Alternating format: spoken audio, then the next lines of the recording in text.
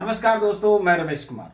आज मैं आपको नोबेल 2025 में चिकित्सा का नोबेल पुरस्कार जिन विद्वानों को जिस कार्य के लिए मिला है, बड़ा गजब का है।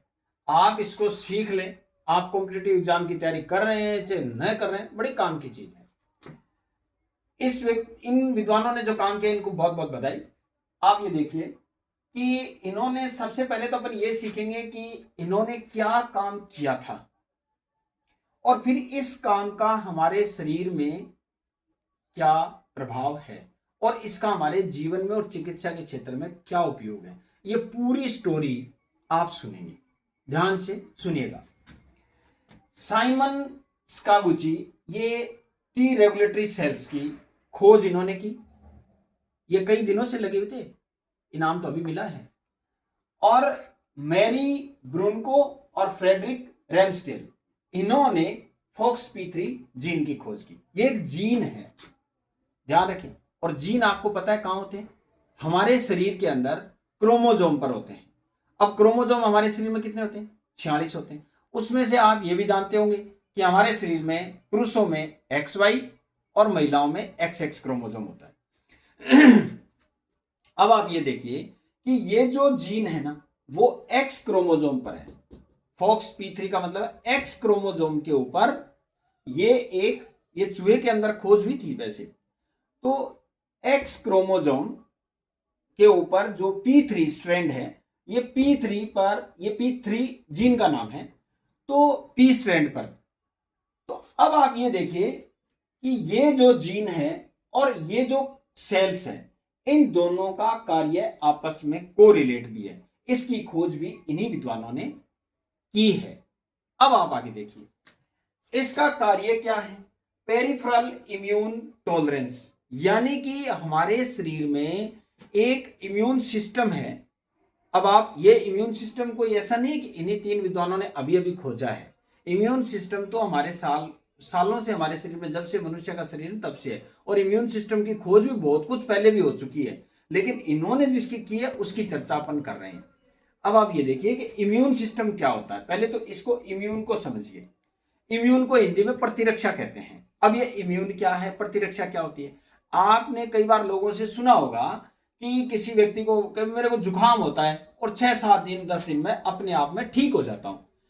अब आप एक बात बताइए, जो अपने आप ठीक होता है, तो जुकाम का कीटाणु, जो भी बैक्टीरिया, जीवाणु, जो भी हमारे शरीर में प्रवेश करते हैं किसी भी बीमारी के, तो वो क्या करते हैं कि शरीर में 8-10 दिन में हमारा शरीर खुद ही कुछ ऐसे फौजी तैयार करता है जिसको एंटीबॉडी कहते हैं। और वो उस जो बाहर से प्रवेश करने वाला जो एंटीजन होता है या जो बैक्टीरिया होता है, कीटाणु होता है, उसको वो मार देते हैं।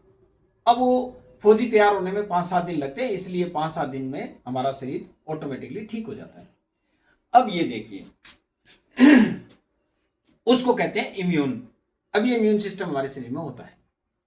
अब यहां बात यह है कि पेरिफेरल इम्यून सिस्टम ये कैसे पूरे शरीर में काम करता है, इसको थोड़ा सा समझ लें, फिर उसके काम को आसानी से समझ में आ जाएगा।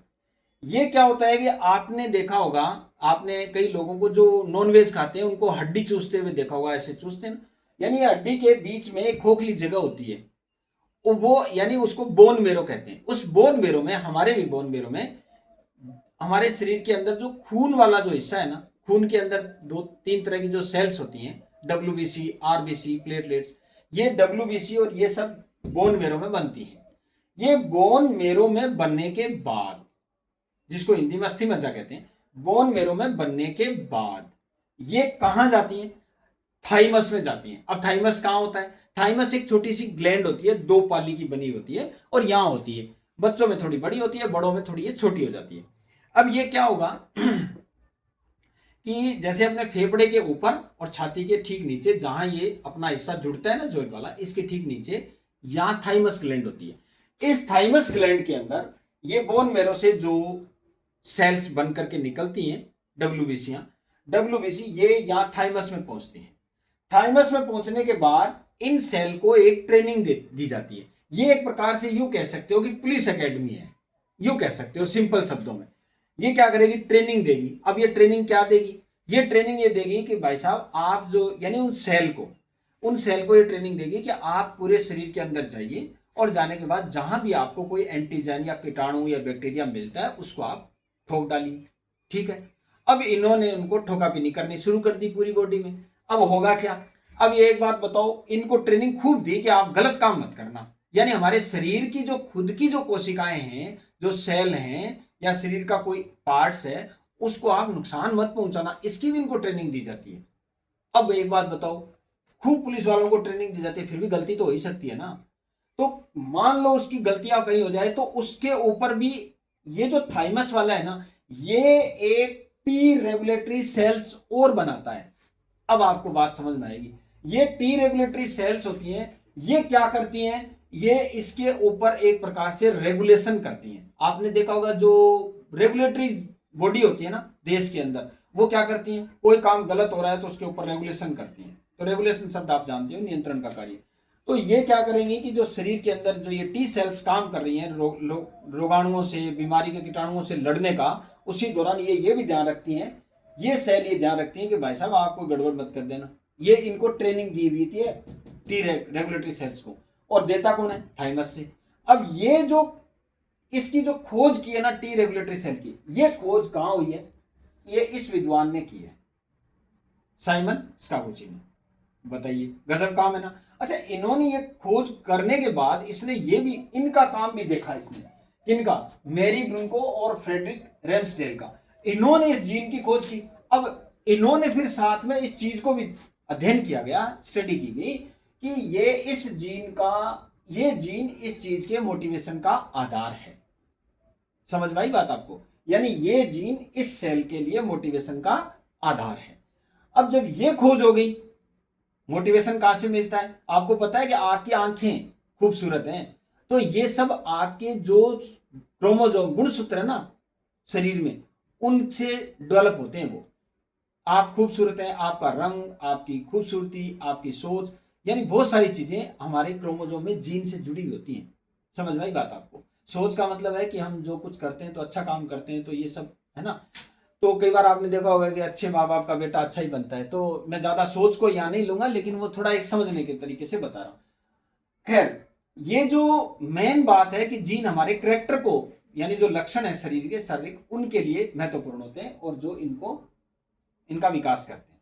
ठीक है, अब आप यहां तो ये बात आपको क्लियर हो गई। अब आप ये देखिए कि इसका ताल्लुक पेरिफेरल इम्यून टॉलरेंस से किस प्रकार है, क्योंकि जो महत्वपूर्ण कार्य है वो तो ये है, जो कॉम्पिटिटिव एग्जाम वाले लोग हैं उनको इस बात पर, इस शब्द को अच्छे से फोकस करना चाहिए। ठीक है, पेरिफेरल इम्यून टॉलरेंस जो है वो पूरे शरीर में काम करता है। थाइमस से निकलने के बाद आपके जो शरीर में लिम्फ नोड हैं शरीर के अंदर, उन सब के अंदर ये सेल्स जो होती हैं टी रेगुलेटरी सेल्स, ये पहुंच जाती हैं, और जहां भी इनकी जरूरत होती है ये शरीर के लिए ऑटो इम्यून सिस्टम काम करना शुरू कर देता है। समझ में? ऑटो इम्यून का मतलब होता है आपको कोई बीमारी, अगर ये सेल कुछ गलत कर रही है, शरीर को नुकसान पहुंचा रही है, हमारे स्वस्थ शरीर वाली कोशिकाओं को नुकसान पहुंचा रही है, तो उनको ये कंट्रोल करने का कार्य करना शुरू कर देती हैं। अब इसका जीवन में उपयोग क्या है? अंग प्रत्यारोपण, मैंने बताया अंग प्रत्यारोपण यानी ऑर्गन ट्रांसप्लांट, यानी आपने देखा होगा लोगों के किडनी का ट्रांसप्लांट किया जाता है। अब आपको यह भी पता है कि जब किसी के शरीर में किडनी का ट्रांसप्लांट किया गया, जैसे मान लो किसी बाहर वाले जीव का, या किसी, कई बार दूसरे, जैसे कई लोग कहते हैं कि सुअर के भी ट्रांसप्लांट कर देते हैं, तो इस प्रकार से, या किसी व्यक्ति का ट्रांसप्लांट किया, तो हमारे शरीर में जैसे ही कोई ऑर्गन आता है तो वो ऑर्गन्स में नई नई सेल्स होती हैं। समझ आई बात को? और वो सेल्स हमारे शरीर के लिए नए एंटीजन का काम कर जाती हैं। और तो अगर ये जो टी सेल होती है ना, ये टी सेल क्या करेंगी, उनको पराया समझ करके, जो शरीर के हित का नहीं है, उनको मारने की कोशिश करेंगे। तो ये रेगुलेटरी सेल्स क्या करेंगे, इनको इस प्रकार से मेडिसिन के माध्यम से और इनके अनुसंधान के माध्यम से इनको इस प्रकार से तैयार किया जाएगा कि वो नए अंगों को नुकसान न पहुंचाए। तो एक प्रकार से ये वहां भी काम आएंगे। और कैंसर जैसी खतरनाक बीमारियों के अंदर भी ये, जब कैंसर की जो कोशिकाओं को जब ये टी सेल नष्ट करती हैं, तो ये शरीर की कोशिकाओं को नष्ट ना कर दें, तो इसके ऊपर भी इनका उपयोग होगा। तो इस प्रकार से हमारे शरीर में एक ऑटो इम्यून सिस्टम को अच्छे से समझने में इन विद्वानों का योगदान है। तो आप मेरी बात को अच्छे से समझ गए होंगे। इन विद्वानों को बहुत बहुत धन्यवाद, और जय हिंद, जय भारत,